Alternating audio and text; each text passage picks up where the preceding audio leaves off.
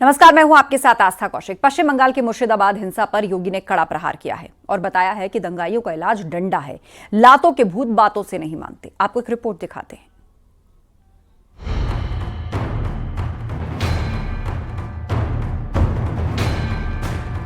पश्चिम बंगाल में जारी हिंसा पर सीएम योगी ने बड़ा बयान दिया है। सीएम योगी ने दंगाइयों पर कहा कि लातों के भूत बातों से नहीं मानते। लातों के भूत बातों से कहां मानने वाले हैं?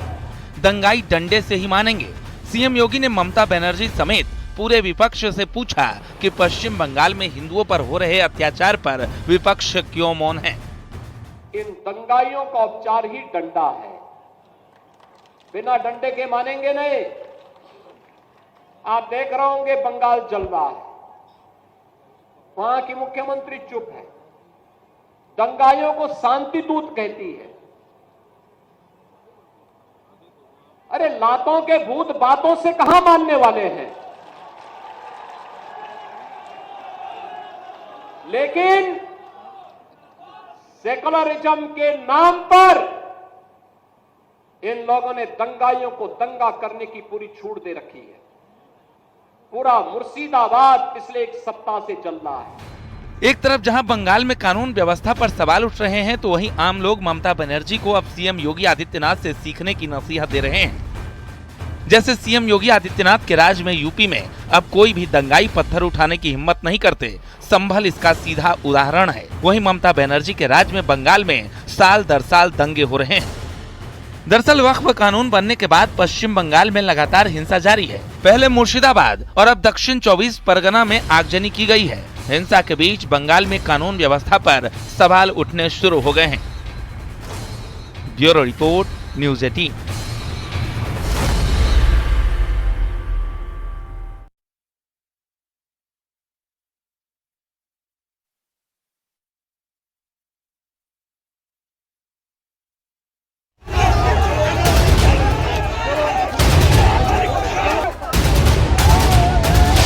बंगाल में हिंसा की ये सबसे लेटेस्ट तस्वीरें।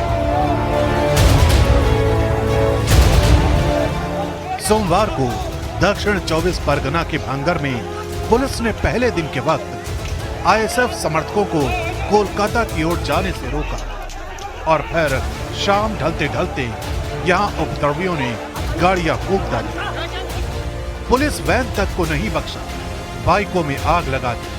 चंद मिनटों के भीतर यहाँ सब कुछ राख कर डाला। कांडवा आप देख सकते हैं कि किस तरीके से जलाया गया है। 5 बाइक जो हैं, 5 बाइक को इस तरीके से एकदम तहस नहस कर दिया गया है। और ये सोनपुर बाजार है और अचानक ऐसा हादसा यहाँ पे घटा और लोग फिर ज़्यादा पुलिस ऑफिसर्स तैनात किए गए हैं और मोर फोर्सेस, ज़्यादा फोर्स यहाँ पे आए। उसके बाद में हालात सामान्य हुए हैं। 11 अप्रैल को जिस मुर्शिदाबाद जिले से वक्फ कानून के विरोध के नाम पर हिंसा की चिंगारी उठी, उस मुर्शिदाबाद में फिलहाल हालात काबू में हैं, लेकिन मुर्शिदाबाद की फिजाओं में अभी भी तनाव महसूस किया जा सकता है। सड़कें सूनी पड़ी हैं, दुकानें बंद और हर तरफ सुरक्षा बल तैनात नजर आ रहे हैं। रोजमर्रा की जिंदगी जैसे थम सी गई है। स्थानीय लोगों के जहन में हिंसा का वो मंजर अभी भी तैर रहा है। वाकबिल का जो जुलूस निकला था, उसी से पथराव शुरू हुआ। पहले पथराव के बाद कुछ जुलूस चला गया, कुछ उपद्रवी। यही का होगा, अगले बगल का होगा। हम लोग तो अंडरग्राउंड थे। जब दुकान मेरा चोरी हुई तब मैं अंदर ही था। हम लोग का तो यहाँ का कोई किसी से इसका हमारा यहाँ का आदमी का बहुत मेल जोल है। ये बाहर का आदमी का काम है। समर्थन नहीं है जो हम कुछ कर सकेंगे। हम लोन लेके पूरा ये दुकान किया था। 6-7 लाख रुपया का सामान था सर, पूरा एकदम डैमेज कर दिया है, सब निकल के जला दिया है। हम लोगों का यहाँ पे जो मोदी खाना दुकान है वो सब मतलब कि जला दिया और पूरा तोड़ फोड़, मतलब 2 दुकान है, दोनों दुकान में घर में घुस के पूरा आग लगा दिया। इधर साइड हम लोगों का ये मतलब घर के पीछे एक घर है, उस घर में पूरा आग लगा दिया। 3 घर मतलब पूरा आग लगा दिया है और कुछ मतलब पानी भी पीने का ये नहीं है। हिंसा की आग शांत भी हो जाए, लेकिन सियासत से रह रह कर बयानों के ऐसे बाण छोड़े जा रहे हैं जो इस माहौल को और गरमाने का काम कर रहे हैं। कांग्रेस के राशिद अल्वी कह रहे हैं बंगाल में हुई हिंसा एक्शन का रिएक्शन है। दिग्विजय सिंह ऐसा विषय उठा रहे हैं जिसका फिलहाल तो बंगाल की घटना से कोई लेना देना नहीं है। गुजरात के अंदर भयानक कम्युनल राइट हुआ था, तो अटल जी जो उस वक्त प्राइम मिनिस्टर थे उन्होंने कहा था कि एक्शन का रिएक्शन होता है। तो मुर्शिदाबाद के अंदर भी एक रिएक्शन है और इसके लिए भारतीय जनता पार्टी जिम्मेदार है। कुछ ऐसे संगठन जो कि नफरत फैलाते हैं, जो कि दंगे फसाद कराते हैं, उनको क्यों इजाजत दी जाती है कि वे जुलूस के रूप में डीजे लगाकर मस्जिदों के सामने से निकलें? ये प्रशासन क्यों मंजूरी देता है? नहीं देना चाहिए। सियासत में कई बार बोलना जरूरी और कई बार मुद्दों पर चुप रह जाने की मजबूरी होती है। ममता ने इन दोनों के बीच का रास्ता निकाला। हिंसा को लेकर इशारों में बोली, वक्फ का मुद्दा बना रही, इस बात का खास ख्याल रखा। শান্তিপূর্ণভাবে গণতান্ত্রিক আন্দোলন করার অধিকার সকলের আছে উইথ পারমিশন, বাট প্লিজ দয়া করে সে যেই হোক, A B C D E F G যেই বা হোক, আইন কখনো হাতে তুলে নেবেন না। আইনের জন্য তো আইনের রক্ষক আছে, আইনের ভক্ষক তো দরকার নেই। বাংলার মাটি শান্তির মাটি, এ মাটি সোনার চেয়েও খাঁটি, এই মাটিতেই জন্ম নিল রবীন্দ্র নজরুল। मुर्शिदाबाद में हुई हिंसा ने कई हिंदू परिवारों को बेघर कर दिया। जान बचाकर पड़ोसी जिले मालदा पहुंचे हिंदू परिवारों का दर्द उनकी आंखों में झलक रहा है। दहशत के मारे घर बार पीछे छूट चुका है। वापसी कब होगी किसी को पता नहीं, लेकिन इस दर्द के बीच ममता के मंत्री कह रहे हैं कि हिंसा पीड़ित बंगाल से ही बंगाल में दूसरी जगह गए। ऐसा कोई बात नहीं है, यहाँ पर ऐसा कोई परिस्थिति नहीं है। बंगाल से बंगाल में ही जा रहे हैं, तो बंगाल सुरक्षित है बोल के देख जाएगा, सारी जगह जा रहे हैं, सब ठीक है। शर्म नहीं आती है ममता सरकार को? खुलेआम जिहादियों का साथ दे रही हैं। मुर्शिदाबाद को हिंदू फ्री जोन करना चाहती हैं लोग। और मंत्री उसको डिफेंड कर रहा है कि बंगाल के लोग बंगाल में ही मूव कर रहे हैं। इससे बड़ी बेशर्मी कुछ हो सकती है? एक बार जान जाइए, इस्लामिक जिहादियों का साथ ये सरकार दे रही है, इस सरकार पर ही ठिकरा फूटेगा। घर लगती है आग, अगर आग घर में लगती है ना, तो सिर्फ मेरे घर में नहीं लगेगी, बहुत सारे घर और जद में आएंगे। टीएमसी का घर भी नहीं बचने वाला। दिक्कत क्या है? बंगाल हिंसा के दो पहलू, एक वो जिन्होंने हिंसा का दर्द झेला, जिनके मकान उजड़ गए, उपद्रवियों ने जिन्हें रातों रात सड़क पर ला दिया, और हिंसा करने वाले उपद्रवियों पर पर्दादारी कर रहे हैं। वैसे बंगाल हिंसा का मामला सुप्रीम कोर्ट तक पहुंच गया है और अब इस मामले में इंसाफ के लिए पीड़ित सुप्रीम कोर्ट की ओर बड़ी उम्मीद भरी नजरों से देख रहे हैं।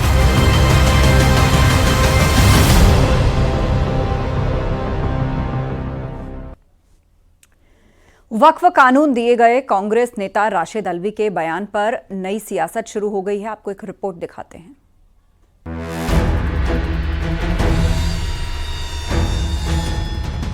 वक्फ कानून को लेकर सियासी संग्राम थमने का नाम नहीं ले रहा है।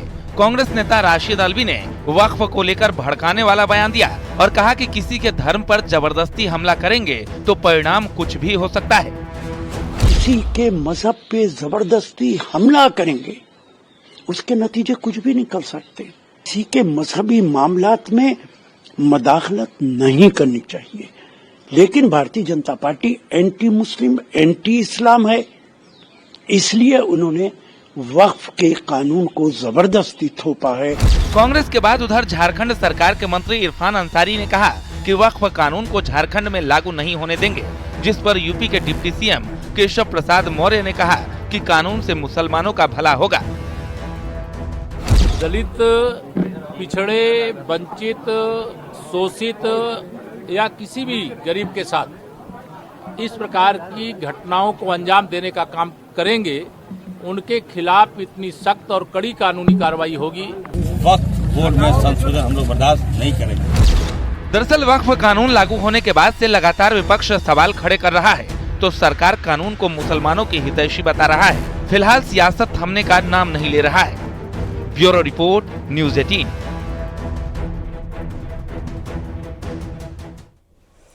बद्रीनाथ और केदारनाथ को लेकर इमरान मसूद का बड़ा बयान। सरकार बद्रीनाथ कमेटी की जमीन रिलीज कराए, केदारनाथ कमेटी की जमीन भी सरकार छुड़ाए।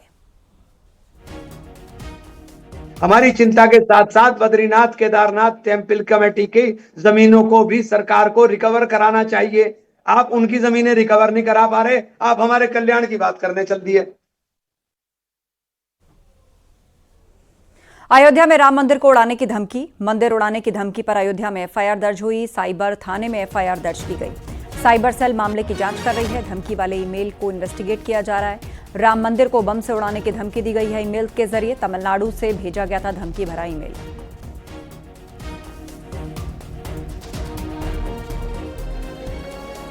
तो साइबर सेल इस मामले की जांच कर रही है। धमकी भरा ईमेल तमिलनाडु से भेजा गया।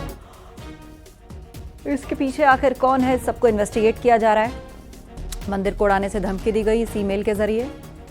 अयोध्या के साइबर थाने में इसे लेकर एफआईआर दर्ज हुई है। तमिलनाडु से भेजा गया धमकी भरा ईमेल।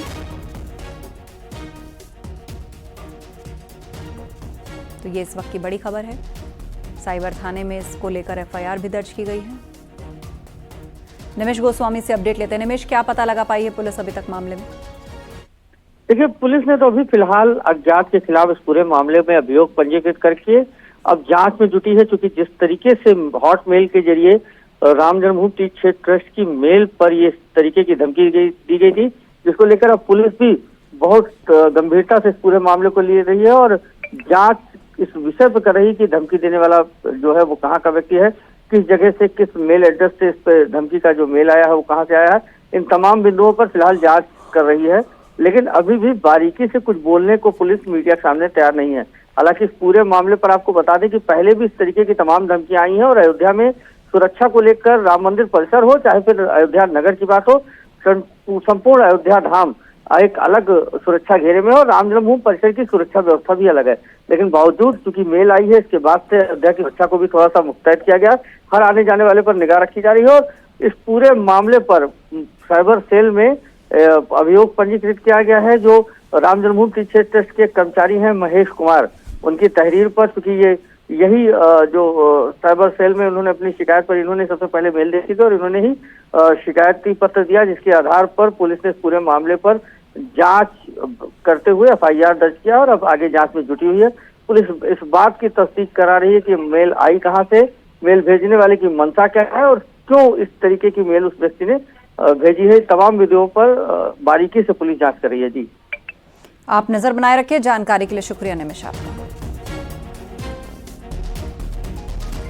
वहीं सूबे में आज 3 जगहों पर डीएम ऑफिस में बम से उड़ाने की सूचना से हड़कंप मच गया। अलीगढ़, बाराबंकी, चंदौली के डीएम ऑफिस को ईमेल से धमकी दी गई है। बम की सूचना के बाद अलर्ट हुई एजेंसियों ने गहन छानबीन भी की। बम निरोधक दस्ते ने मौके पर पहुंचकर जांच की, लेकिन जांच में कहीं भी बम नहीं मिला। एहतियात बरतते हुए परिसर को खाली करा दिया गया है।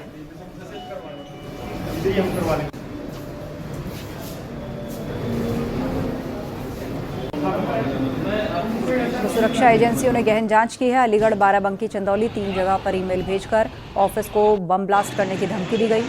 पूरे ऑफिस को खाली कराया गया। बम निरोधक दस्ता वहां पे पहुंचा और अब एजेंसियां और पुलिस इसकी जांच कर रहे हैं। समाजवादी पार्टी के नेता हों या फिर सांसद, सनातन पर लगातार सवाल खड़े कर रहे हैं। कल एसपी नेता इंद्रजीत सरोज के बयान के बाद अब सांसद रामजी लाल सुमन ने एक बार फिर से नया मुद्दा छेड़ दिया है।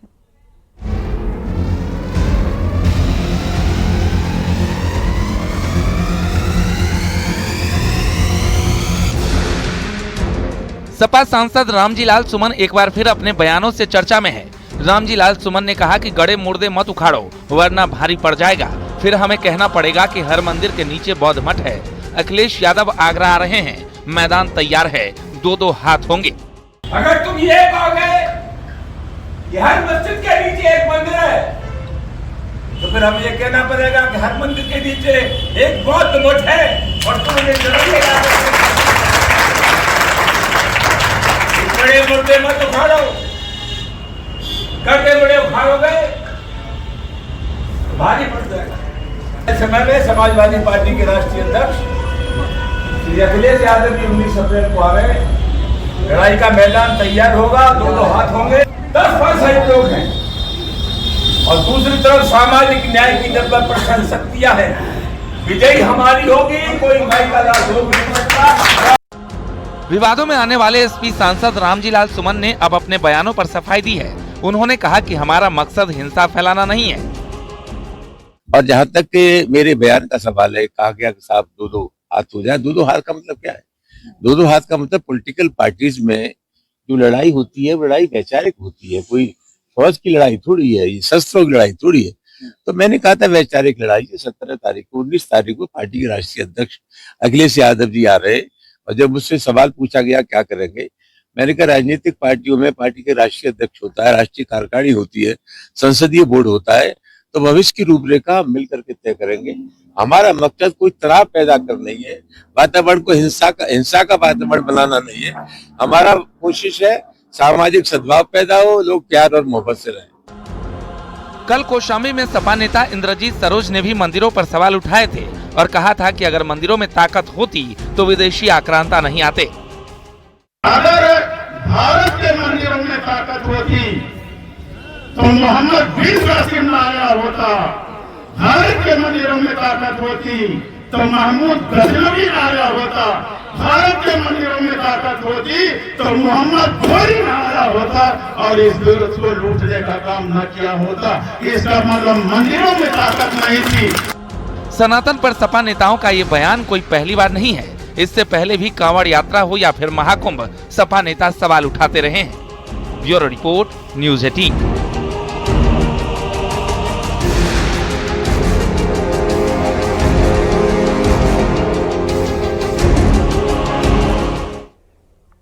सपा सांसद रामजीलाल सुमन के मंदिर वाले विवादित बयान पर सियासी हंगामा जारी है। अखिलेश यादव ने कहा कि उन्होंने रामजीलाल सुमन का बयान नहीं सुना। उन्होंने ये भी कहा कि इतिहास को इतिहास ही रहने दो, इतिहास के पन्ने मत पलटो।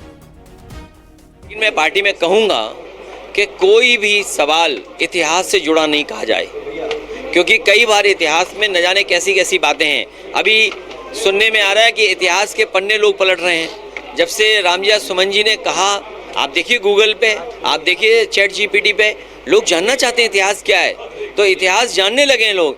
मैं ये चाहता हूँ इतिहास की बातें अगर हमें अच्छा रास्ता न दिखा सकें, हमें कोई पॉजिटिव रास्ते पे न ले जा सकें, हमें सकारात्मक दिशा न दे सकें, तो इतिहास को इतिहास ही रहने देना चाहिए, इतिहास पे चर्चा नहीं करनी चाहिए। मैंने कहा इतिहास को इतिहास रहने दो। जो इतिहास हमें आपके बीच में खाई पैदा करे, उस इतिहास के बारे में नहीं जानना। अब मान लीजिए मीरा ने जो भजन गाया वो नुसरत फतेह अली खान ने गजल में गा दिया, तो अब कहाँ पकड़ोगे? नुसरत अली खान साहब को पकड़ोगे क्या, या मीरा जी को पकड़ोगे? वहीं रामजीलाल सुमन के बयान के बाद से संत समाज में आक्रोश है। साधु संत लगातार एसपी नेता के बयान पर नाराजगी जता रहे हैं। संतों ने कहा कि सनातन ही सबसे पुराना धर्म है, कहीं भी बौद्ध मठ का इतिहास नहीं मिलेगा। देखिए, सबसे पहले तो रामजीलाल सुमन जो है, इनको पढ़ने की आवश्यकता है इतिहास को, क्योंकि बौद्ध से पहले सनातन है, सनातन पुरातन है। और अगर इनकी ऐसी इच्छा है तो खुदवा करके देख लें, इनके गांव क्षेत्र में होगा मंदिर, खुदवा करके देख लें। और इनके गांव क्षेत्र में मस्जिद भी मिलेगा, मैं वहाँ भी खुदाई करवा करके देख लेता हूँ। जहाँ अभी तक कहीं भी जो भी मंदिर हमारे खोदे गए हैं, जो हमारे पुरातन के द्वारा वहाँ निरीक्षण किया गया, ऐसा कोई भी अवशेष बौद्ध का नहीं मिला है। क्योंकि बौद्ध पुरातन नहीं है, सनातन ही पुरातन है, सबसे पुराना जो सनातन। और जहाँ भी आप खोदेंगे वहाँ सनातन की कोई न कोई परंपरा की अमिट छाप जरूर आपको मिलेगी। रामजीलाल सुमन को शायद मालूम नहीं है और बेअंदाज होकर के बयानबाजी कर रहे हैं। पहले सनातन है कि बौद्ध धर्म है, उनको ये मालूम नहीं है कि हमारा सनातन धर्म बहुत पुराना है। राम कृष्ण ये पहले हैं कि पहले बौद्ध धर्म है। जिस सनातन धर्म से सारे धर्म उपजे हैं, उनको शायद मालूम ही नहीं, मूर्ख हैं वो, उनकी बुद्धि भ्रष्ट हो चुकी है कि हर मंदिर के नीचे बौद्ध मठ नहीं निकलेगा, हर बौद्ध मठ के नीचे मंदिर निकलेगा। हर मस्जिद के नीचे जिस तरह से मंदिर निकल रहा है, उसी तरह से बौद्ध धर्म बाद में आया है और सनातन धर्म पहले है। उनको शायद मालूम ही नहीं, मूर्ख हैं। मूर्खों के लिए कोई कुछ कहना नहीं पड़ता है। मूर्ख मूर्ख होता है, उसके पास बुद्धि होती तो इस तरह से बयानबाजी नहीं करते। संभल में जगतगुरु रामभद्राचार्य का बड़ा बयान सामने आया। उन्होंने कहा कि संभल में भगवान का 10वां अवतार होगा और सभी सनातन विरोधियों को विध्वंस करेंगे। काशी, मथुरा और संभल सब चकाचक होगा। हिंदुओं के लिए ये स्वर्णिम शताब्दी है। संभल में कल की अवतार होना है तो भगवान की जन्मभूमि है। पहला नाता तो यही हमारा जी, ये 10वां अवतार भगवान का यही होगा। विश्वदेश नामक ब्राह्मण के यहाँ होगा। भगवान कल्कि की पत्नी पद्मावती होगी और म्लेच्छ बहुत जो सनातन धर्म के विरोधी हैं सबका वो विध्वंस करेंगे। आज भी संभल में लगभग 40% सनातन धर्म विरोधी हैं जी। तो लक्षण सब दिख रहे, बहुत अच्छे लक्षण हैं। अयोध्या के बाद में संभल का तुरंत काशी, मथुरा और संभल सब तीनों चकाचक उसी समय फटाफट। तमिलनाडु के वेल्लोर जिले से एक चौंकाने वाला मामला सामने आया है। यहां कोट्टुकोल्लाई गांव में लगभग 150 परिवारों पर आरोप लगाया गया है कि वो वक्फ संपत्ति पर अवैध कब्जा करके आ रहे हैं और इसके लिए एक दरगाह ने उन्हें बेदखली का नोटिस भी जारी किया है, जिसके बाद गांव में तनाव की स्थिति बन चुकी है। ये कृषि वाली भूमि है और उसके सहारे इन परिवारों का पेट पलता था। मामला वेल्लोर जिले के अनई कट्टू तालुका के कट्टुकोल्लाई गांव का है। लोग विरोध प्रदर्शन कर रहे हैं। पीड़ितों ने वेल्लोर के डीएम को ज्ञापन सौंपते हुए फौरन हस्तक्षेप की मांग की। सैयद अली सुल्तान शाह के नाम से यह नोटिस जारी किया गया, जिसमें दावा है कि जमीनें दरगाह की हैं, या तो उसे खाली करें या फिर दरगाह को टैक्स देना शुरू करें।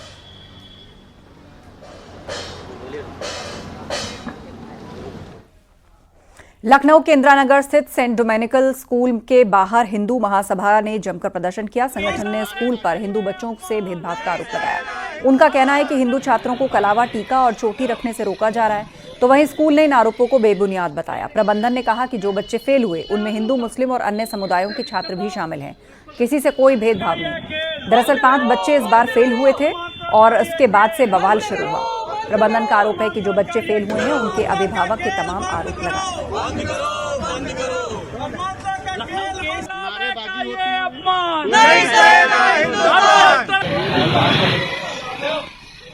के साथ दर्जनों बच्चे, 1-2 बच्चे नहीं दर्जनों।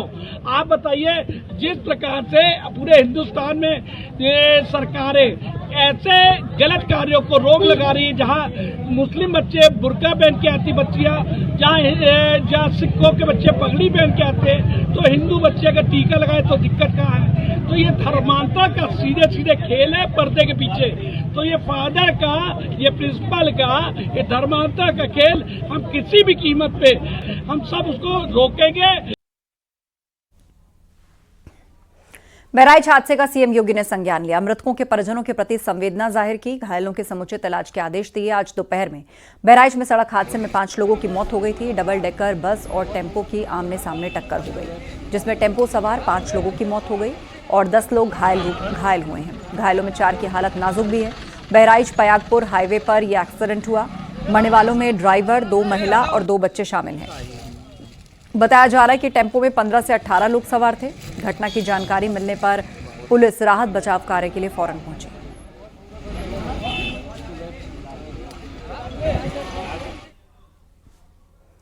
और